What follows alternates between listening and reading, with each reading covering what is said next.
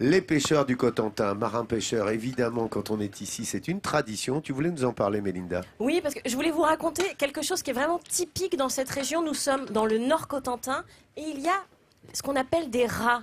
RAZ. Ces rats, ce sont des courants marins très très forts, parmi les plus puissants d'Europe. Alors, nous sommes à Barfleur. Sur la droite, il y a le rat de Barfleur.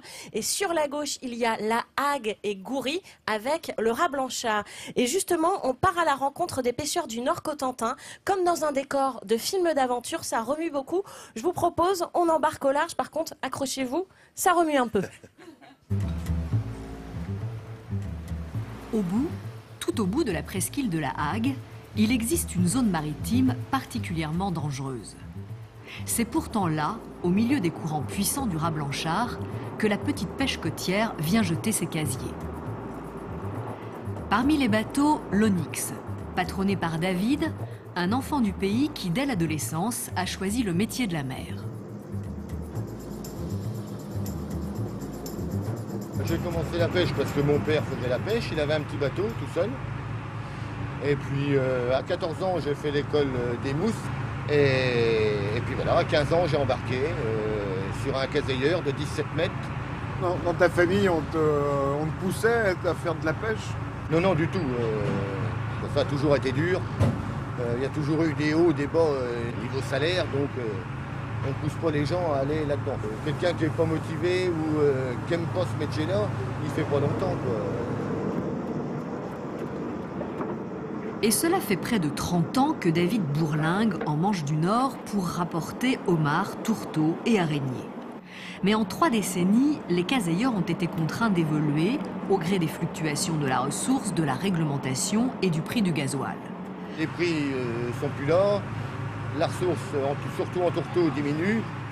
Donc il fallait faire un choix. Le bateau avait 43 ans, il est parti à la casse et on est passé en moins de 12 mètres, on est 3 à bord. C'est beaucoup mieux, il faut s'adapter à ce qui se passe maintenant. Pour maintenir cette petite pêche côtière et assurer la relève, il faut parfois avoir recours au système D. Parce que la banque refusait de lui prêter l'argent nécessaire à l'achat d'un bateau, Cédric a trouvé une solution grâce à sa complicité avec François, son grand-père. Quand j'arrêtais, il a acheté mon bateau.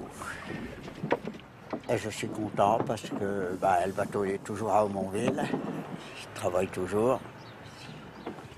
Le bateau a changé parce que moi, quand je l'avais, je n'avais pas de cabine. C'est nous qu'on a fait la cabine tous les deux, là. Aujourd'hui, leur préoccupation première, c'est de gagner leur vie avec les 200 casiers qu'ils ont le droit d'embarquer. Pour Cédric, qui possède l'un des plus petits et des plus vieux bateaux de la zone, c'est un combat de tous les instants. J'ai un peu plus de boulot que les autres parce que c'est vrai que c'est un bateau en bois. Mes collègues ont tous des bateaux en plastique ou en aluminium maintenant que c'est plus facile d'entretien.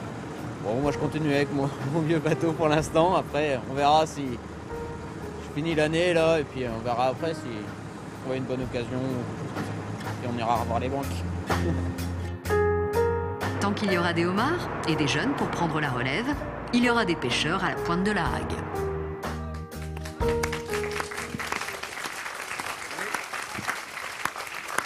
Joli, hein? Ça donne envie, hein. Alors, il y a de nombreuses espèces à pêcher ici à Barfleur, comme on l'a vu dans le reportage. Il y a le loup, le bar, qu'on appelle également le Graal du pêcheur. Il y a la crevette, l'anguille, l'éperlan et le homard. Alors, c'est une faune très variée, mais qui est quand même en perpétuelle diminution. Il faut savoir qu'il y a 100 ans ici à Barfleur, il y avait une centaine de chaluts. Il y a 50 ans, une cinquantaine. Et là, ils ne sont plus que 5. Donc, c'est vraiment une faune qu'il faut préserver, qu'il faut respecter. On respecte la ressource, ouais. Voilà, respecter la ressource. Et c'est aussi à nous, consommateurs, de privilégier les circuits courts. Mais on est plein d'espoir et on y croit. Bravo, merci. Coup de chapeau évidemment aux marins-pêcheurs. C'est un métier si difficile et qui fait que le poisson ici en Cotentin est d'exception, hein. Ouais,